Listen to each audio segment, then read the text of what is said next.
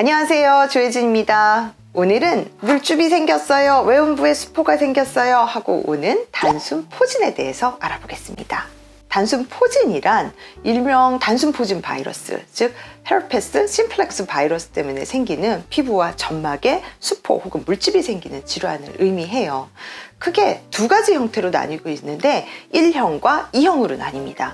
보통 우리 알고 있기로는 1형은 입술 위에 작은 수포가 생기고 2형은 배꼽 아래, 즉 성기 부위에 이런 수포가 생긴다라고 알려져 있는데요. 실은 별로 그렇게 다르지 않아요. 1형이 아래쪽 성기에 수포를 만들기도 하고 2형이 또 입술에 생기기도 하고요. 이렇게 형태를 분류하는 게 사실은 지금은 큰 의미 없다라고 말하는 그런 견해도 있는데요. 사실 일반적인 여러 세균성 질환들이 그냥 항생제 치료하면 바로 좋아지고 또 재발을 막을 수 있는 반면 이 단순 포진 바이러스는 한번 들어오게 되면은 신경절에 살면서 나 힘들 때마다 자꾸 증상의 재발을 일으킬 뿐만 아니라 여성에 있어서 임신 중에 이 단순 포진 바이러스 재발이 있게 되면은 태아에게 혹은 신생아에게 굉장히 치명적인 합병증과 부작용을 일으킬 뿐만 아니라 신생아 사망까지 이르는 이런 무시무시한 그런 합병증과 연관되기 때문에 우리가 잘 알아야 되는 그런 질환입니다. 처음 걸렸는지 아니면 재발했는지에 따라서 약간 증상은 달라요. 즉 처음 걸렸을 때가 훨씬 증상은 심하고요, 재발했을 때는 그보다 증상이 경한 게 일반적인데요. 보통 처음 걸렸을 때는 일단 바이러스 잠복기가 한 평균 4일이라고 해요. 이틀에서 12일가량의 잠복기를 거치는데 이 잠복기를 거쳐서 증상이 발현될 때 처음부터 수포가 나타나진 않아요. 그냥 온몸이 아파. 막 팔다리가 욱신거리기도 하고 내가 몸살에 걸렸나 싶게 막 근육통이 심하기도 하고요. 심한 무기력이나 발열을 호소하기도 해요. 그런 욱신거리는 진통이 2, 3일 진행되다가 이제 성기 부분에 작은 포진이 생기기 시작해죠. 근데 처음엔 굉장히 아파요. 그냥 포진이고 물집이고 알 수 없이 밑에가 너무 욱신거리고 아프고 심지어는 소변 보는 것도 힘들어요 하는 이런 배뇨통 증상도 굉장히 많이 호소하게 됩니다. 그런데 처음 이제 발병했을 때는 이런 증상이 시작되고 병변이 완전히 낫는 데까지 무려 19일이나 소요가 돼요. 그러니까 거의 3주가량을 이 바이러스 포진과 싸워야 되기 때문에 여성에서는 처음 걸렸을 때 심지어 입원하는 일도 있고요. 대장 포진 저리 가라 할 정도로 심한 통증을 호소하는 경우가 많습니다. 하지만 재발됐을 때는 이것보다 증상은 좀 경해서 보통은 한 12일 정도, 즉 처음 걸렸을 때보다는 증상이 없어지는 데까지 시간이 훨씬 더 단축되는 걸로 돼 있고요. 그렇게 많이 아프지 않아서 약간 따끔거리거나 물론 간질간질거리거나 하는 증상은 거의 대부분 나타나는데 전신 증상이 굉장히 심한 증상이 나타나는 경우는 이 초회 감염보다는 조금 덜한 걸로 돼 있어요. 하지만 처음 걸렸을 때 1년 안에 재발이 많고 이럴 때 자주 증상이 호전과 악화를 반복하기 때문에 여성에서는 굉장히 힘들다고 할 수 있죠.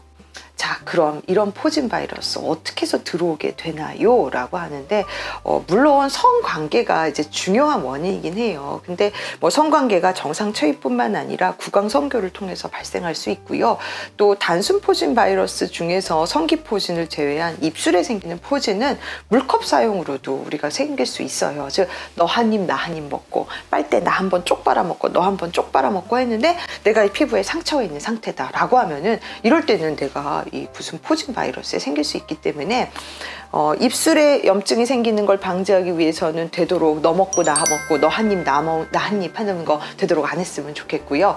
또 이제 외음부에 생기는 걸 막을 수 있기 위해서는 가급적이면 콘돔을 사용을 권해요. 그런데 자, 나는 선생님 이런 거 없어요 하고 자신만만해하는 친구들이 있는데 문제는 바로 뭐냐? 내가 이 포진 바이러스가 있다고 해도 모를 수가 있다는 거죠.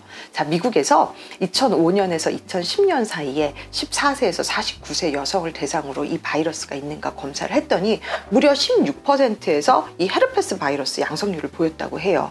그런데 이 사람들이 다 자기 있는 거 알았냐? 아니라는 거죠. 내가 바이러스가 있는지조차 모르는 사람도 상상도 됐고요. 난 지금 괜찮은데 하는 사람, 그러니까 자기도 모르는 새에 다른 사람한테 감염을 시킬 수 있다는 게 바로 주의해야 될 그런 원인이에요. 콘돔 사용 제가 늘 강조를 하는데요. 콘돔 사용한다고 바이러스를 다 예방할 수 있는 건 아닙니다. 하지만 상당 부분 예방을 할 수 있고요. 또 하나, 내가 이미 포진에 자꾸 재발되는 상태다라고 하면은 그 상태에서 다른 사람한테 감염 주의해야겠죠. 그리고 보통 공기 중에서의 감염은 흔하지 않아서 마른 상태, 공기 중 감염은 별로 없는 걸로 돼 있어요. 그래서 젖은 환경에서 감염되는 것, 또 성관계를 통해서 감염되는 거는 철저히 예방해야 될 그런 수칙이라고 할 수 있습니다. 자, 보통 그럼 어떻게 치료를 하나요? 라고 하는데 이 항바이러스 사용을 하게 되죠. 보통 아시클로버라고 알려져 있는 약국에서도 파는 그런 연고를 바르거나 아니면은 팜시클로버 혹은 발라시클로버 같은 이런 항바이러스 제제를 복용하기도 하고요. 너무 심한 경우에는 주사요법을 통해서 빨리 증상을 완화시키고자 합니다.